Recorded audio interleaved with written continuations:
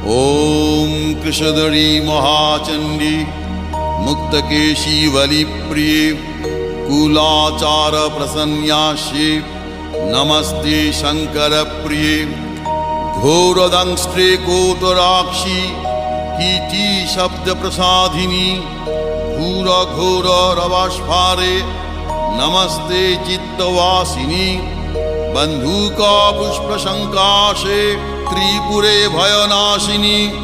भाग्योदय समुत्पन्ने नमस्ते वरवन्दिनी जय देवी जगद्धात्री त्रिपुराद्ये त्रिदेवते भक्तेभ्य वरदे देवी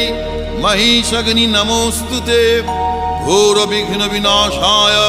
कुलाचार समृद्धये नमामि वरदे देवी मुंडमाला विभूषणे रक्तधा